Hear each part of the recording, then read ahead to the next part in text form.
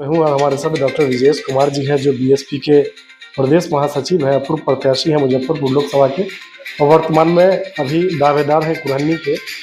इनसे जानेंगे कि आज भी जो मुजफ्फरपुर की मूलभूत समस्या है, क्या उसका समाधान हुआ, चाहे वो इंक्रोचमेंट का मामला हो या फिर जल जमाव का मामला हो या फिर पलायन, स्वास्थ्य, शिक्षा, जो भी समस्या हो, क्या उसका निदान हुआ या फिर चुनाव के समय जो लोग कह के जाते हैं वो एक वादा ही रह जाता है, जो शायद 5 वर्षों तक याद नहीं आता है, या फिर इच्छा शक्ति की कमी का है, जिस वजह से विकास नहीं हो पाता है।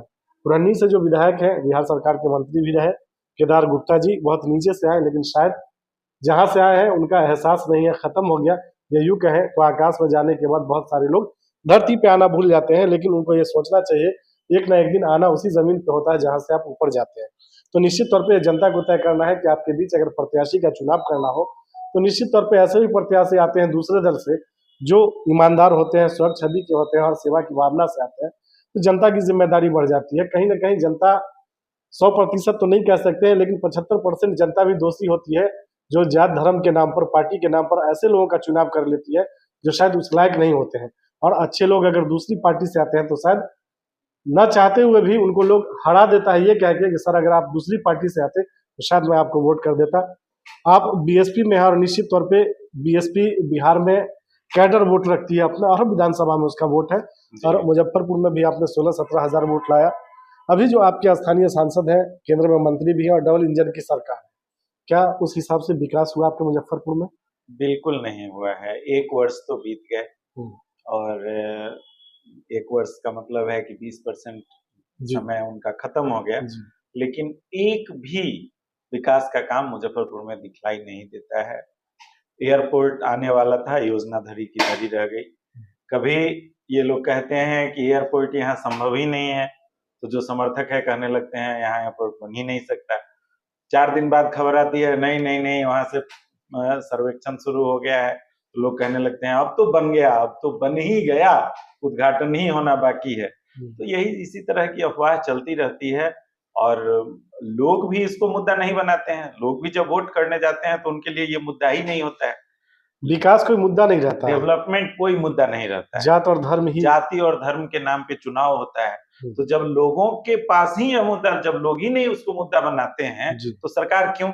जब बच्चा नहीं रोता है तो माँ तो दूध देती ही नहीं है। तो जब लोग उस विकास की बात नहीं करते हैं तो फिर सरकार क्यों उस पर ध्यान देगी? अभी देखिए कि 10 साल हो गए और मुजफ्फरपुर को स्मार्ट सिटी घोषित किए हुए, 10 साल उधर और ये 1 साल इधर भी बीत गया, 11 वर्ष हो गए। 11 वर्ष में मुजफ्फरपुर में अभी तक जल जमाव की समस्या ज्यों की त्यों है, सड़क की समस्या ज्यों की त्यों है। आप जिधर जाएं नाला बजबजाता हुआ आपको मिल जाएगा। स्थिति इतनी विभत्स है कि थोड़ी सी बारिश में मुजफ्फरपुर स्टेशन के सामने दरभंगा का एक 5 साल का बच्चा उस पानी में डूबकर मर गया और माँ गिड़गिड़ाती रही। और स्टेशन जैसे कह लीजिए कि पॉश इलाका है, शहर का हार्ट है, हार्ट ऑफ द सिटी है, लेकिन कोई नहीं गया और कोई उसको बचा नहीं पाया। बच्चा तड़प तड़प कर उसी पानी में मर गया और माँ बिलखती रही। इस कदर जल जमाव की समस्या है। जल जमाव की समस्या बहुत यहाँ बहुत दिनों से चली आ रही है, इसका कोई निदान नहीं। एसटीपी भी बना, सारी की सारी योजना धरी की धरी रह गई। सड़क है, एक बार सड़क बनती है फिर दूसरे बार उसको खोदा जाता है तो कहा जाता है कि नाला बन रहा है, फिर तीसरी बार खोदा जाता है तो कहा जाता है गैस का पाइपलाइन डाला जा रहा है, और फिर चौथी बार खुदेगा जब ये बिजली का वो तार है उसको नीचे डाला जाएगा। जब स्मार्ट सिटी की योजना पास हो चुकी है और जब ये सारे प्लान हैं तो एक ही बार क्यों नहीं नाला इस रोड इस तरह से बनता है कि हमें खोदना न पड़े? तो ये सब पैसे की बंदर बांट है, काम के नाम पे यहाँ कुछ भी किसी नहीं का कोई विजन नहीं है, कोई विजन नहीं है, कोई विजन नहीं है। जैसे तैसे सरकार चल रही है। लॉ एंड ऑर्डर की स्थिति वही है, आप देख ही रहे हैं, आए दिन हत्या, लूट, बलात्कार होता ही रहता है। कोई अभी 2 दिन पहले जो है यहीं पे मिठनपुरा चौक पे ही राजू शाह और जावेद जी की हत्या कर दी गई। दो लोगों की हत्या हुई है। उससे पहले पताही में हत्या हुई है, खबरा में हत्या हुई है, लगातार कहीं ना कहीं हाजत में, कांटी में, हाजत में हत्या हुई है। उससे पहले पूरब में आप चले जाइए तो मनियारी थाना क्षेत्र में एक पत्रकार महोदय की गला रेत कर हत्या कर दी गई। गला रेत दिया गया, हाथ का नस रेत के काट दिया गया, पांव का नस रेत कर काट दिया गया। इतनी जघन्य हत्या, उसमें भी आज तक एक भी गिरफ्तारी नहीं हुई है। तो सरकार खाना पूर्ति में लगी कुल मिला के लॉ एंड ऑर्डर कंट्रोल से बाहर है, एकदम बाहर है। सरकार की कोई मनसा भी नहीं है लॉ एंड ऑर्डर को स्थापित करने की। सरकार सिर्फ शराब, जो छोटे, उसमें भी छोटे व्यापारी हैं, उनको पकड़ना और उनके पीछे लगना, पुलिस का भी यही काम है। इस शराब का साइड इफेक्ट दिख रहा है क्या समाज में? बिल्कुल दिख रहा है। देखिए, शराब बंदी तो हुई नहीं, शराब तो घर घर अभी भी उपलब्ध है, होम डिलीवरी है, आसानी से उपलब्ध है। 4 गुना 5 गुना पैसा जरूर लोगों को देना पड़ता है। हर सारी चीजें उपलब्ध हैं। और दूसरा जो उसका साइड इफेक्ट हुआ है वो ड्रग्स की बिक्री आपको सुदूर देहात तक पहुंच गई है। हर जगह, शहर से लेके गांव तक, हर जगह ड्रग्स उपलब्ध है और युवा ड्रग्स की उसी लत में डूबे हुए हैं। और अगर युवा ड्रग्स की लत में गए हैं तो ये सरकार की नाकामयाबी है। सरकार न ड्रग्स माफिया पे कंट्रोल लगा रही है, बल्कि मैं तो यूं कहूंगा शराब माफिया और ड्रग्स माफिया ही सरकार चला रहे हैं, बढ़ावा दे रहे हैं। बिल्कुल बिल्कुल सरकार बढ़ावा दे रही है, वही लोग सरकार चला रहे हैं, बाकी किसी का सरकार पे कोई नियंत्रण नहीं। आप कुरहनी से दावेदार हैं 2025 के लिए बीएसपी से ही, और क्षेत्र भ्रमण भी आपका हो रहा है। जब वहां जाते हैं तो क्या समस्या का सामना करना पड़ता है? देखिए, सड़क की समस्या अभी भी ज्यों की त्यों बरकरार है, जल जमाव की समस्या है, किसानों को खाद बीज समय से उपलब्ध नहीं हो पाता है। तो जो मूलभूत समस्या है, सड़क, बिजली, पानी, नल जल योजना भी लूट खसोट योजना ही साबित हुई है। लोगों को नल से जल उपलब्ध नहीं हो रहा है। तो सड़क, बिजली, पानी, ये तीनों की तीनों समस्या बरकरार है। बिजली भी बाकी दूसरे प्रदेशों में ठीक हो गया होगा, हमारे यहाँ भी पहले से थोड़ा बेहतर जरूर हुआ है, लेकिन यह समस्या अभी भी बनी हुई है। कब बिजली आएगी और कब चली जाएगी इसका कोई भरोसा नहीं होता है। आप निश्चिंत होकर नहीं कह सकते। सरकार उसी में एक प्लान बना दे, भाई इस क्षेत्र में 2 घंटे बिजली कटेगा, उस क्षेत्र में 1 घंटे बिजली कटेगा। यह भी नहीं है, कोई प्लानिंग नहीं है, कभी भी बिजली आएगी और कभी भी बिजली चली जाएगी। तो इस तरह से आप उस पे अगर आपको अपना कुछ करना है तो जनरेटर आपको अपना रखना ही पड़ेगा। तो बिजली भी एक समस्या बनी हुई है, सड़क की वही समस्या है। इससे ज्यादा सड़क तो आपको 47-48 में, 50 में, 51 में जब श्री बाबू मुख्यमंत्री थे, उस समय रोड की स्थिति काफी बेहतर थी। अभी आप निकल जाइए सुदूर देहात में और जर्जर सड़कें आपको सारी चीजें बयां कर देंगी।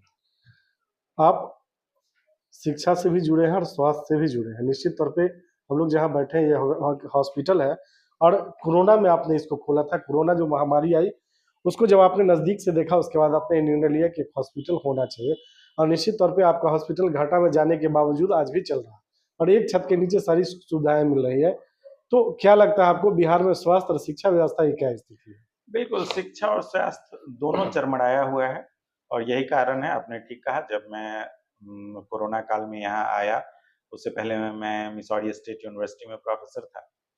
तो जब मैं यहाँ आया और मैंने लोगों की बेबसी देखी और जिस तरह बेड की कमी थी और लोग इधर उधर भटक रहे थे, कहीं ऑक्सीजन नहीं मिल पा रहा था, तो उन सब चीज़ों को देखकर मैंने इस अस्पताल को खोलने का निर्णय लिया और उसी समय इसकी स्थापना की। तब से आप ठीक कह रहे हैं कि लगातार घाटे में चल रहा है और उसका कारण है कि 2-3 बार बंद भी हुआ है। फिर भी मैं हिम्मत नहीं हारता हूँ और क्योंकि मन में भाव समाज सेवा का, बिल्कुल पैसा कमाना नहीं, यही कारण है कि हॉस्पिटल आज भी एज यूजुअल चल रहा है। बिल्कुल।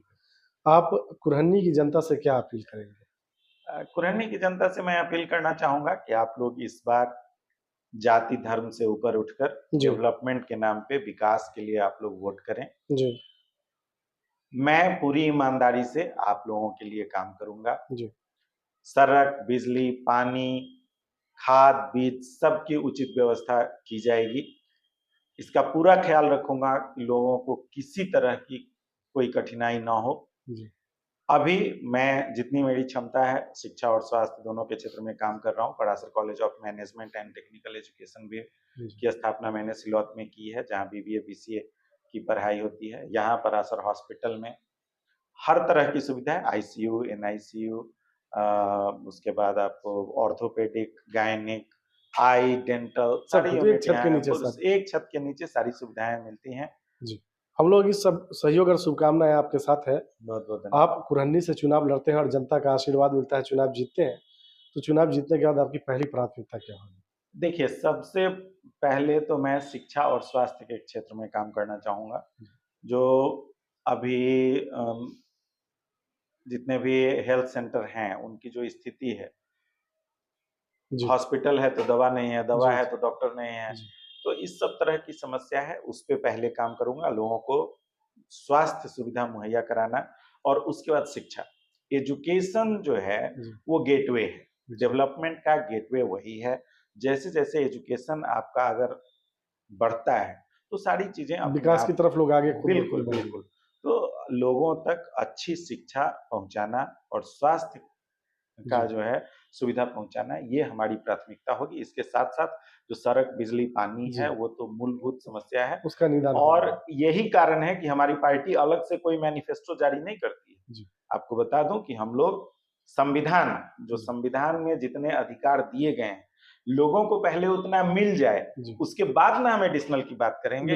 उसके अलावा एक और चीज़ है जो आपको मैं बता दूं कि पेंशन, वो वृद्धावस्था पेंशन हो या फिर दिव्यांग जनों को पेंशन हो, एक तो सरकार 400 रुपए पेंशन देती है, वो भी समय से नहीं देती है।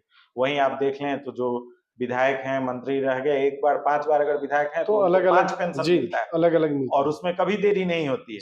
लेकिन 400 रुपए आप वृद्धावस्था पेंशन देते हैं, वो भी 6 महीने बाद देते हैं।